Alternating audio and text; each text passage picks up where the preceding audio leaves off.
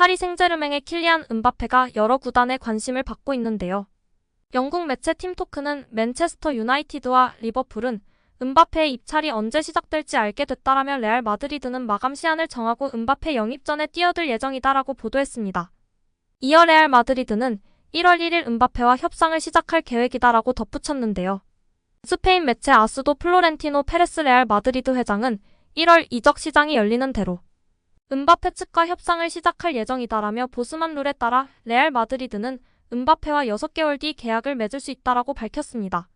그러나 레알 마드리드가 음바페에 올인하는 건 아니다. 이 매체는 15일이라는 기한을 정했다. 그때까지 음바페 측이 영입 제안을 받아들이지 않으면 이적은 물거품이 된다라며 음바페의 선택이 길어지거나 잔류를 선택할 경우 레알 마드리드는 엘링 홀란드를 플랜 B로 노릴 것이다라고 언급했습니다. 2017년도 시즌부터 파리 생제르맹에 합류한 음바페는 올 시즌까지 7시즌 동안 활약하고 있습니다. 매 시즌 뛰어난 영향력을 드러내며 세계 최고의 공격수 중 한 명으로 자리 잡았는데요. 그를 영입하려는 팀들이 많은 건 분명한 사실입니다. 음바페가 2025년 여름까지 파리 생제르맹과 계약을 연장하기로 합의한 듯 보였으나 아직 구체화된 계약 내용은 밝혀지지 않았습니다. 그가 내년 여름 자유계약으로 떠날 가능성은 여전히 남아있는데요. 이 소식에 여러 구단이 음바페 영입에 관심을 드러내고 있습니다. 대표적인 팀은 레알 마드리드입니다. 여기에 맨유와 리버풀, 아스널, 첼시 모두 의지가 크다고 알려져 있습니다. 이 매체는 프리미어리그 4개 구단 중 리버풀이 영입전에서 앞설 가능성이 높다. 음바페의 어머니가 리버풀을 지지하고 선수 본인도 이르겐 클롭 감독과 좋은 관계를 유지하고 있기 때문이다라고 설명했습니다. 음바페, 이강인 조합과 콤비네이션이 다 꽃피우기도 전에 강바페 조합이 이대로 해체되는 걸까요? 딱 한 시즌만이라도 더 호흡 맞추고 떠나면 좋을 것 같은데요. 이번 겨울 이적 시장에서 어떻게 될지 두고 봐야 할 것 같습니다. 일단 매체에서는 1월 15일을 기한으로 이야기했는데요. 과연 어떻게 될까요? 최근 국내 축구 전문가가 음바페와 이강인의 환상호흡 속에서 음바페 선수가 이강인 선수를 선호하는 이유에 대해 분석하며 화제가 되고 있는데요. 먼저 이강인이 음바페의 최적의 파트너라며 치세우는 스페인 매체와 프랑스 현지 언론 기사부터 살펴보겠습니다. 스페인 스포르트지는 26일 PSG 공격에서 킬리안 음바페와 함께 해야 할 선수는 누구일까라는 화두를 던지며 화제가 되고 있는데요. 그들 주장의 결론은 이강인이었습니다. 스포르트지는 킬리안 음바페의 파트너가 누가 될지에 대해서는 아직 결정되지 않았다. 많은 옵션들을 사용했지만 진정 차별화된 경기력을 보여준 선수는 없었다고 했습니다. 또 음바페는 왼쪽 윙어 우스만 덴벨레가 오른쪽 윙어다. 가장 중요하지만 불투명한 부분은 중앙 스트라이커다. 하무스 무아니는 아직까지 완전치 않다. PSG는 임대한 하무스를 완전 이적시켰다. AS 모나코전에서 베스트 11으로 이름을 올렸고 음바페의 파트너가 될 가능성이 높을 수 있다고 했습니다. 하지만 폴스9 전술에 대한 언급을 했는데요. 이 매체는 루이스 엔리케 감독은 이미 2차례 아센시오를 가짜 9번으로 테스트했다고 했습니다. 이어 매체는 이강인을 폴스9으로 쓸 수 있다. 음바페는 곤살로 하무스와 조화를 이루는데 어려움을 느꼈다. 음바페는 지난 스타드 랭스전에서 이강인과 절묘한 호흡을 보였다. 확실히 그라운드 안에서 음바페는 이강인과 가장 함께 뛸 때 가장 위력적 모습을 보인다. 두 명의 센터 포워드 하무스, 무아니보다 더 좋은 관계를 보여줬다고 했습니다. 또한 프랑스 매체도 연이어 보도했는데요. 프랑스의 르텐 스포츠는 이강인이 9번 역할을 수행하며 하무스를 벤치로 내리는 역할을 할 수 있다.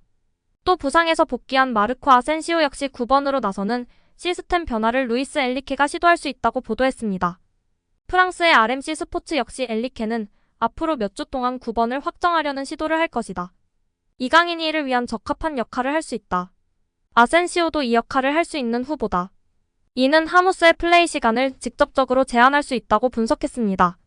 국내 축구 전문가는 음바페가 이강인 선수를 좋아하는 이유로 첫째 패스를 할 줄 아는 선수이기 때문이라고 분석했는데요. 음바페의 움직임이 워낙 뛰어나고 좋아서 어디로 향할지 정말 예측할 수 없다고 정평이 나 있습니다. 그런 음바페에게 이강인 선수는 발밑, 공간, 2대1 패스 등 정확하게 패스를 공급하고 수차례 기가 막힌 키패스까지 찔러주면서 음바페가 흡족할 만한 패스 공급원으로서의 역할을 해내고 있습니다. 현지 매체에서도 음바페가 기뻐할 만 패스다 등으로 극찬하기도 했었습니다. 둘째로는 볼 간수, 탈압박, 수비 가담력을 갖췄기 때문이라고 봤는데요. 무엇보다도 다른 선수들보다 적극적으로 수비하고 수비가 담력과 수비력도 지난 마요르카에서 일취월장하여 큰 장점으로 꼽힐 정도로 수비가담 능력이 좋아진 이강인 선수입니다. 아무래도 다른 선수들에 비해 은바페 선수가 수비가담이나 압박을 안 하려고 하는데 뒤에서 이강인 선수가 헌신적으로 수비가담과 압박까지 해주니 좋아할 수밖에 없을 것 같습니다. 셋째로는 프로페셔널한 동료이기 때문이라고 봤는데요. 이전에 월클 네이마르 선수를 강하게 비판했던 은바페 선수는 네이마르 선수가 경기에서 패한 이후 아무렇지 않게 파티를 즐기는 등의 모습으로 인해 크게 실망하고 그런 모습을 비난하기도 했었는데요. 승부욕, 프로페셔널한 모습을 중시하는 은바페가 우리 이강인 선수가 얼마나 승부욕이 넘치고 프로페셔널합니까? 완전히 반할 수밖에 없을 것이고 여기에 케미까지 맞는 환상호흡의 성격까지 밝으니 자연스럽게 찐케미와 브로맨스가 생길 수밖에 없다고 분석했습니다. 현지에서도 은바페를 살리기 위해서는 이강인이 제격이라고 이야기하고 있는데요. 과연 엔리케 감독이 이강인 선수를 어떻게 활용할까요? 계속해서 지켜봐야 할 것 같습니다. 우리 이강인 선수 부상 없이 맹활약하기를 기대하고 응원하겠습니다. 최근 부상으로 이탈했던 워렌 자이르 에머리, 파비안 루이스가 1월에 돌아온다는 소식이 나오며 팬들의 관심을 받고 있습니다. 프랑스 블레 파리의 파리 생제르맹 담당 기자인 브루노 살로몬은 6일 자이르 에머리는 회복 일정을 앞두고 있다. PSG는 서두르고 싶지 않지만 자이르 에머리는 겨울 휴식기를 마치고 돌아올 때 준비가 될 것이다. 더불어 구단은 루이스가 한 달 안에 경기장에 돌아올 것이라고 확신한다라고 알렸습니다. 계속해서 나세르 알 켈라이피 회장, 루이스 캄포스 단장, 루이스 엔리케 감독은 자이르 에머리와 루이스의 긍정적인 소식을 고려할 때 1월에 미드필더 영입을 할 필요가 없다고 확신하는 듯하다. 하지만 만일의 사태를 대비해 경험 많은 미드필더의 영입 명단이 준비되어 있다라고 덧붙였는데요. PSG는 최근 미드필더 이탈자가 2명이나 생겼습니다. 자이르 에머리가 11월 프랑스 대표팀에 차출됐다가 발목 염좌 부상을 입었으며 루이스가 리그앙 14라운드에서 어깨 탈구 부상을 당하고 말았습니다. 매우 치명적인 이탈인데요.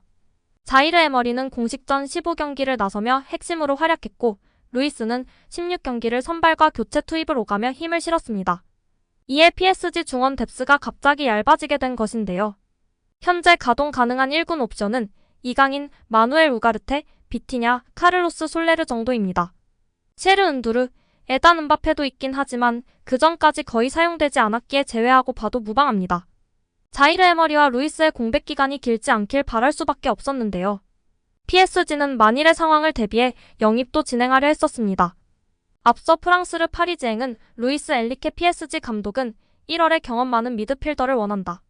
그가 원하는 유형은 자신의 플레이 스타일에 즉시 적응할 수 있고 챔피언스리그에서 뛴 경험이 있는 미드필더다라고 보도한 바 있습니다. 영입 얘기가 나온 건 부상자 발생과 이강인의 아시안컵 차출 때문이었습니다. 그러나 프랑스 블레 파리의 살로몬에 따르면 자이르 에머리와 루이스 모두 1월에는 복귀할 수 있을 전망인데요. 이에 영입이 필요하지 않게 됐습니다. 겨울 휴식기 전까지만 잘 버티면 되는 상황입니다. 일단 정말 다행스러운 소식인데요. 이로 인해 이강인 선수를 더욱 공격적으로 배치했으면 좋을 것 같습니다. 이강인의 리커버리, 수비 가담 능력도 탁월하지만 정말 최고는 드리블과 패스, 창의성이기 때문에 전진 배치되어 파이널 서드 지역에서 더 많은 경기를 관여하는 것이 필요합니다. 오른쪽, 왼쪽 윙포워드나 폴스9으로 뛰면 좋을 것 같습니다. 오늘 영상은 여기까지입니다. 끝까지 시청해주셔서 감사합니다. 늘 건강하시고 더 좋은 영상으로 찾아뵙겠습니다. 구독과 좋아요도 잊지 마시고 부탁드립니다. 감사합니다.